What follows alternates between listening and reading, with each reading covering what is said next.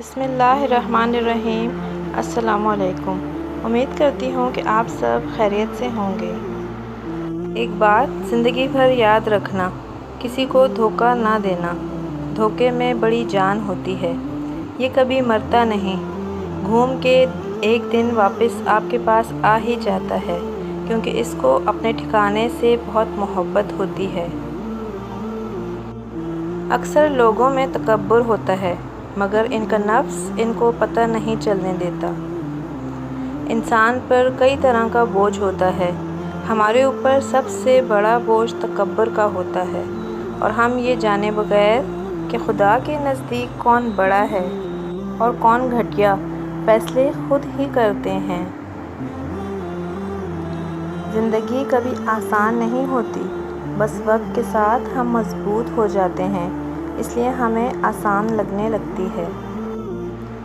جب بول نہ پاؤ تو رب کے آگے رو لیا کرو، کیونکہ وہ سب جانتا ہے۔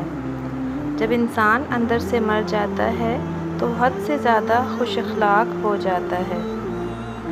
مسلمانوں کا ہر فرقہ ایک دوسرے کو کافر کہتا ہے، بس ایک کافر ہی ہم سب کو مسلمان کہتا ہے۔ وہ دین کسی کو کیا نقصان پہنچائے گا، جس میں راستے سے پتھر ہٹانے پر بھی ثواب ملتا ہو۔ ہر چیز کا صدقہ ہوتا ہے، اور عقل کا صدقہ یہ ہے کہ جاہل کی بات کو برداشت کرو۔ دوسروں کی توقعات کے مطابق زندگی بسر کرنے کی یہ وجہ ہوتی ہے کہ ہم ڈرتے ہیں کہ کہیں وہ دوسرا ہم کو چھوڑ نہ دے۔ یہ جو مایوسی کا بھنور ہوتا ہے، یہ بڑا ظالم گرداب ہوتا ہے۔ اس کے کنارے کنارے پر آدمی گھومتا رہے تو بچنے کی کچھ امید ہوتی ہے، لیکن جب بہت گہرا اتر جائے تو پھر بچنے کی کوئی آس باقی نہیں رہتی۔ انسان دو پاؤں کا جانور ہے، اس کا ایک پاؤں تدبیر سے اٹھتا ہے اور دوسرے پاؤں کو اس کی قسمت اٹھاتی ہے۔ خوشی ایسے میسر نہیں آتی کہ کسی فقیر کو دو چار آنے دے دیے۔ خوشی تب ملتی ہے جب آپ اپنی خوشیوں کے وقت سے وقت نکال کر انہیں دیتے ہیں جو دکھی ہوتے ہیں، اور کل کو آپ ان دکھی لوگوں سے کوئی دنیاوی مطلب بھی نہیں ہوتا۔ جھوٹ بولنے کے بعد ایک اچھے حافظے کی ضرورت ہوتی ہے۔ زندگی کبھی کبھی ایسی ٹھوکر مارتی ہے کہ انسان سیدھا سجدے میں جا کر گرتا ہے۔ جس چھاؤں سے عزت نفس زخمی ہو، اس چھاؤں سے دھوپ ہی بہتر ہے۔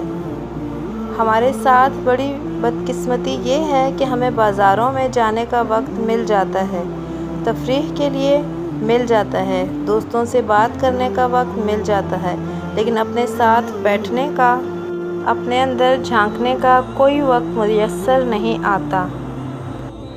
زندگی آخرکار رلا ہی دیتی ہے، پھر چاہے اپنے ماں باپ کے کتنے ہی لاڈلے کیوں نہ ہوں۔ اپنے اخلاق سنوارنے اور بہتر انسان بننے کا نام تصوف ہے۔